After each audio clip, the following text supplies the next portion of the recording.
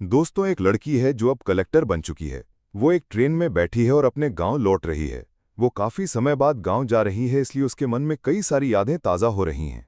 वो अपने गांव की गलियों को याद कर रही है, अपने पिता के चेहरे को सोच रही है और उन कठिनाइयों को याद कर रही है जिनका सामना कर वो आज इस मुकाम पर पहुंची है।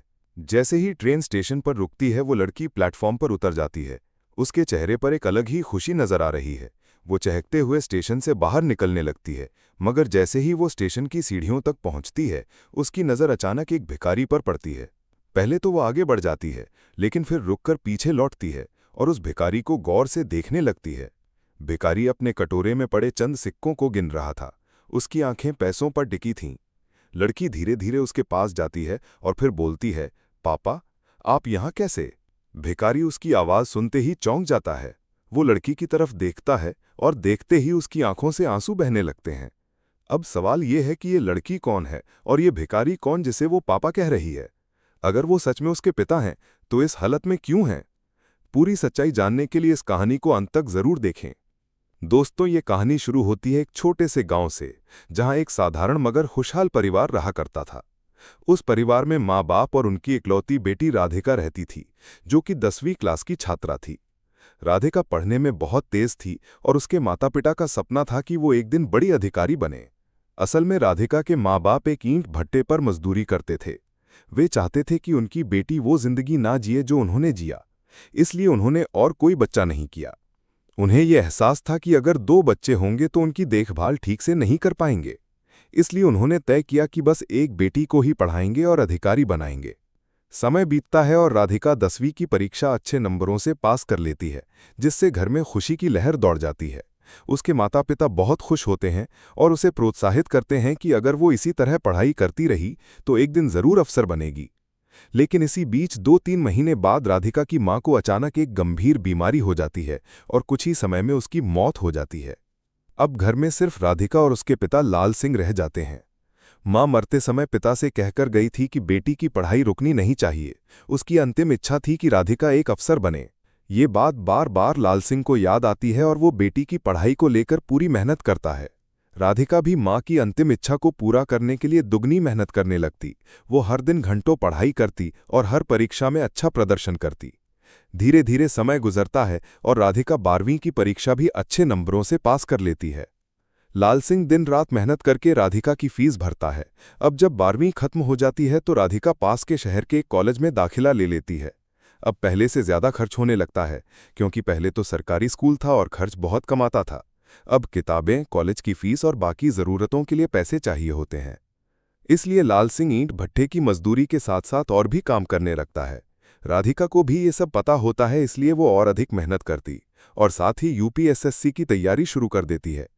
कॉलेज में उसे पता चलता है कि यूपीएसएससी एक ऐसा इम्तिहान है जिससे सीधे सरकारी अधिकारी बना जा सकता है। अब वो दिन रात तैयारी करती है। उसकी पढ़ाई जारी रहती है और साथ ही ग्रेजुएशन भी पूरी होने के करीब पहुंच जाती है। आखिरकार राधिका ग्रेजुएशन भी पूरी कर लेती है। जैसे ही ये खबर गांव में फैलती है, लोग लाल सिंह से कहने लगते हैं कि अब तो तेरी बेटी सयानी हो गई है। गांव में अब राधिका की ग्रेजुएशन पूरी होने के बाद लोग उसके पिता से कहने लगे कि अब बेटी सयानी हो गई है, शादी कर देनी चाहिए। ये सुनकर लाल सिंह साफ कह देता है, मेरी एक ही बेटी है और मेरी पत्नी की आखिरी इच्छा थी कि वो पढ़ लिखकर एक अफसर बने। मैं पहले उसे अधिकारी बनाऊंगा, फिर शादी की बात सोचूंगा। गांव वाले उसकी बात सुनकर हंसने लगते हैं। वे मजाक उड़ाते हैं कि देखो इस पगले को, सोचता है कि उसकी बेटी अफसर बनेगी। कहाँ एक मजदूर की बेटी और कहाँ अफसर की कुर्सी। लेकिन लाल सिंह पर इन बातों का कोई असर नहीं होता। उसका भरोसा अपनी बेटी पर अडिग होता है। अब राधिका को यूपीएसएससी की तैयारी के लिए दिल्ली जाना होता है, लेकिन वो उलझन में थी। वो अक्सर घर में चुपचाप बैठी रहती, कॉलेज भी नहीं जाती। उसे चिंता थी कि अगर वो दिल्ली गई तो उसके पिता का ध्यान कौन रखेगा और इतनी महंगी पढ़ाई का खर्च वो कैसे उठाएंगे। वो सोचती कि उसके पिताजी मजदूरी कर कर के जैसे तैसे घर चलाते हैं। दिल्ली जाकर रहना, कोचिंग लेना, सब कुछ बहुत महंगा पड़ेगा। वो सोचती है क्या पिता ये सब खर्च उठा पाएंगे। इसी सोच में वो पढ़ाई से भी कतराने लगती है, चुपचाप घर में वक्त बिताने लगती है।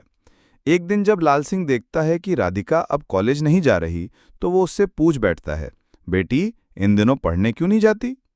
पहले तो राधिका चुप रहती है, फिर धीमे से कहती है, नहीं पिताजी, ऐसी कोई बात नहीं, पढ़ाई तो पूरी हो गई है, अब फॉर्म भरूंगी, शायद कोई नौकरी लग जाए। ये सुनकर लाल सिंह थोड़ा हैरान रह जाता है। जिसे वो बचपन से अधिकारी बनाने का सपना देखता आया था, आज वही बेटी कह रही है कि शायद कहीं नौकरी लग जाए। उसे ये बात चुभ जाती है। वो पास बैठता है और पूछता है, बेटी, मन की बात मुझसे क्यों नहीं कहती? राधिका की आंखों से आंसू बहने लगते हैं। वो रोते हुए कहती है, पिताजी, दिल्ली में रहकर पढ़ना बहुत महंगा है। मुझे पता है कि आप जैसे तैसे घर चलाते हैं। आपने मेरी पढ़ाई में सब कुछ लगा दिया है। अब और बोझ मैं आप पे नहीं डाल सकती। ये सुनकर लाल सिंह की आंखें भी भर आती हैं। वो बेटी के सर पर हाथ फेरता है और कहता है, बेटी, तू तो समझदार हो गई है, लेकिन तू नहीं जानती कि तेरा बाप तुझे अफसर बनाने के लिए कुछ भी कर सकता है। पैसों की फिक्र मत कर, जितने चाहिए बता दे, मैं पूरा इंतजाम कर दूंगा। राधिका कहती है, पिताजी, बहुत पैसे लगेंगे, आप कैसे इंतजाम करेंगे? तब लाल सिंह जवाब देता है, बेटा, तू फिक्र मत कर, पढ़ाई कर और अफसर बन। बस बता दे कि पूरा खर्चा कितना आएगा, मैं पूरा इंतजाम कर दूंगा। राधिका धीरे से कहती है, पिताजी, 2.5 से 3 लाख रुपए तो चाहिए होंगे। आप इतने पैसे कहाँ से लाएंगे? इस पर लाल सिंह कहता है, बेटा, तुझे चिंता करने की जरूरत नहीं, मैं सब देख लूंगा। इसके बाद लाल सिंह गांव के एक साहूकार के पास जाता है। उसके पास कोई जमीन नहीं होती, बस एक घर था जिसमें वो रहते थे। वो साहूकार से कहता है, मेरा घर खरीद लो, लेकिन एक शर्त है, जब तक मेरी बेटी यहाँ है हमें रहने दो, और ये बात उसे पता ना चले। साहूकार भी ये बात मान जाता है। वो घर के बदले लाल सिंह को 1 लाख रुपए देता है। उसमें से कुछ पैसे वो तुरंत वापसी में साहूकार को सौंप देता है, ताकि ऐसा लगे कि वो अब भी उसका कर्जदार है और तब तक घर में रह सके जब तक बेटी चली ना जाए। लाल सिंह साहूकार से पैसे लेने के बाद कहता है, जब तक मेरी बेटी इस घर में है तब तक का इसे किराया मानना, और बाकी पैसे मैं ले जा रहा हूं। इसके बाद वो घर लौटता है और राधिका को लेकर शहर चला जाता है। वहां पहुंचकर वो एक बैंक में उसका खाता खुलवाता है और सारा पैसा उस अकाउंट में जमा करा देता है। फिर वो पासबुक अपनी बेटी को थमाता है और कहता है, बेटी, इस खाते में तुम्हारी जरूरत से ज्यादा पैसे हैं। अब मेरी आखिरी इच्छा बस यही है कि तुम अफसर बनकर लौटो। इससे पहले गांव लौटने की बात मत सोचना, क्योंकि गांव के लोग मुझे ताना मारते हैं। वे कहते हैं, जवान बेटी को पढ़ा रहा है, कल को कुछ अनहोनी हो गई तो क्या करेगा? मैं इन लोगों को जवाब देना चाहता हूं, लेकिन मेरे पास वो ताकत नहीं है। इसलिए अब मेरा सपना है कि मेरी बेटी अफसर बनकर लौटे और सबको चुप करा दे। यह कहकर वो राधिका को और भी ज्यादा प्रेरित करता है। इसके बाद राधिका दिल्ली चली जाती है। उसके साथ कॉलेज के कुछ और छात्र भी होते हैं जो उसकी तरह यूपीएसएसएसई की तैयारी करने निकले थे। राधिका वहां रहकर पढ़ाई शुरू करती है। कुछ लड़कियां जो उसके साथ कॉलेज में थीं, वे भी इसी परीक्षा की तैयारी कर रही थीं। समय धीरे धीरे बीतता है और परीक्षा का दिन आ जाता है। राधिका आत्मविश्वास से टेस्ट देती है, लेकिन जैसे ही परिणाम आता है, उसकी उम्मीदें टूट जाती हैं। उसने कड़ी मेहनत की थी, फिर भी वो प्रीलिम्स में पास नहीं हो पाई। उसकी सभी सहेलियां भी निराश हो जाती हैं। बाकी लड़कियां तो कोचिंग छोड़कर अपने घर लौट जाती हैं, लेकिन राधिका नहीं लौटती। उसने अपने पिता से वादा किया था, अगर लौटूंगी तो अफसर बनकर ही लौटूंगी। इसी वजह से वो दिल्ली में ही रुक जाती है और दोबारा तैयारी में लग जाती है। अब उसके पास सहेलियों का साथ नहीं होता। वो अकेले कमरे में रहकर दिन रात पढ़ाई करती है। बिना किसी के सहारे के वो खुद ही अपनी हिम्मत बनाकर मेहनत करती है। लेकिन दूसरी बार भी जो रिजल्ट आता है, वो फिर से असफल हो जाती है।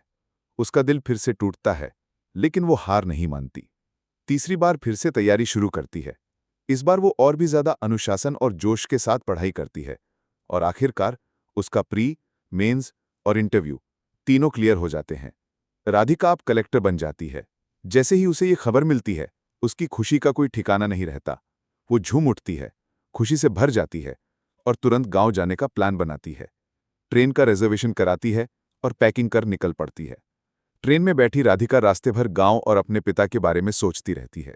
स्टेशन आता है, ट्रेन रुकती है और वो प्लेटफॉर्म पर उतरती है। स्टेशन की तरफ देखती है, मन में कई सारी भावनाएं उमड़ती हैं। फिर वो सीढ़ियों की ओर बढ़ती है। जैसे ही वो सीढ़ियों से उतरती है, उसकी नजर एक भिखारी पर पड़ती है। वो सीढ़ियों के किनारे बैठा था। कटोरे में चंद सिक्के थे जिन्हें वो गिन रहा था। राधिका उसे देखकर चौंक जाती है और तुरंत उसके पास जाती है। वो कहती है, बाबूजी, आपकी हालत कैसी हो गई? भिखारी उसकी तरफ देखता है और देखते ही फूट फूट कर रोने लगता है, क्योंकि वो भिखारी और कोई नहीं, राधिका का पिता लाल सिंह ही था। जो अब यहाँ भीख मांगने को मजबूर था। राधिका भी पिता की हालत देखकर फूट फूट कर रोने लगती है। वो उनसे लिपट कर कहती है, बाबूजी, आपने जो सपना देखा था वो मैंने पूरा कर दिया, लेकिन आपकी ये हालत कैसे हो गई? फिर थोड़ी देर बाद लाल सिंह खुद को संभालता है और राधिका को सच्चाई बताने लगता है। वो कहता है, बेटा, तुम्हें वो पैसे याद हैं जो मैंने तुम्हारे अकाउंट में डाले थे? राधिका कहती है, हाँ पिताजी, मुझे पता है आपने मेरी पढ़ाई के लिए वो पैसे जमा कराए थे। फिर वो पूछता है, क्या तुम्हें पता है वो पैसे मैंने कहाँ से लाए थे? राधिका जवाब देती है, नहीं पिताजी, आपने कभी बताया नहीं। तब लाल सिंह बताता है, बेटा, मैंने अपना घर बेच दिया था। लाल सिंह कहता है, घर बेचने के बाद मैंने कुछ पैसे उस घर में किराए पर रहने के लिए दे दिए थे और फिर उसी घर में किराएदार बनकर रहने लगा। मजदूरी करके जैसे तैसे वो किराया चुकाता रहा, लेकिन फिर एक दिन एक छोटा सा हादसा हो गया। उसके पैर में गंभीर चोट लग गई, जिससे वो मजदूरी नहीं कर पाया। जब मजदूरी ही नहीं कर सका तो किराया कहाँ से देता? घर का मालिक समझने को तैयार नहीं था, इसलिए उसने मुझे घर से निकाल दिया। मजबूरन मैं स्टेशन पर आ गया और यहीं भीख मांगकर गुजारा करने लगा। लेकिन अब जब तू अफसर बन गई है तो मुझे किसी बात की चिंता नहीं। उसकी आंखों से आंसू बहने लगते हैं। राधिका को महसूस होता है कि उसके पिता ने उसे अफसर बनाने के लिए कितनी बड़ी कुर्बानी दी है, यहाँ तक कि भिखारी बनने तक की नौबत आ गई। राधिका अब और देर नहीं करती, वो अपने पिता को साथ लेकर गांव लौट आती है। गांव में जिस घर को उसके पिता ने बेचा था, उसी में कुछ किराया देकर दोबारा पिता को ठहराती है। वो कहती है, बाबूजी, अब आप यहीं आराम से रहिए, मैं आपको हर महीने पैसे भेजा करूंगी। इसके बाद राधिका ट्रेनिंग के लिए चली जाती है। ट्रेनिंग के दौरान जो भी वेतन उसे मिलता, उसमें से कुछ हिस्सा हर महीने अपने पिता को भेजती। साथ ही वो गांव में एक भरोसेमंद व्यक्ति को नौकरी पर रखती है, ताकि वो उसके पिता की देखरेख कर सके। गांव का वो व्यक्ति ईमानदार था। वो ईमानदारी से लाल सिंह की सेवा करता और राधिका द्वारा भेजे गए पैसे उसे समय पर पहुंचाता। इस तरह राधिका की गैर मौजूदगी में भी उसके पिता की जिंदगी सुकून से गुजरने लगती। करीब 2 साल बाद राधिका की पोस्टिंग एक जिले में हो जाती है। अब वो एक सरकारी अधिकारी बन चुकी होती है। पोस्टिंग मिलते ही वो गांव जाती है और अपने पिता को लेने आती है। फिर उन्हें अपने सरकारी आवास में ले जाती है। सरकारी आवास में वो उसी भरोसेमंद व्यक्ति को भी साथ रखती है, ताकि उसके पिता की सेवा हो सके। अब राधिका एक जिम्मेदार अधिकारी बन चुकी थी, लेकिन वो अपनी जिम्मेदारी एक बेटी के रूप में भी निभा रही थी। 6 महीने तक वो अपने कर्तव्यों में व्यस्त रहती है। फिर एक दिन गांव से कुछ लोग आते हैं और उसे गांव के एक सामाजिक कार्यक्रम में आमंत्रित करते हैं।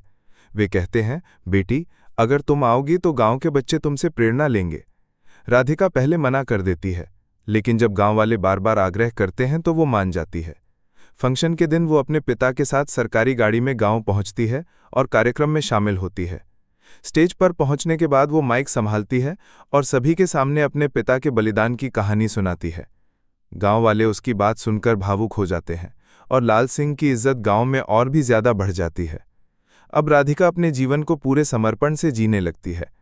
करीब 2 साल नौकरी करने के बाद वो अपने ही पद पर कार्यरत एक अधिकारी से विवाह कर लेती है।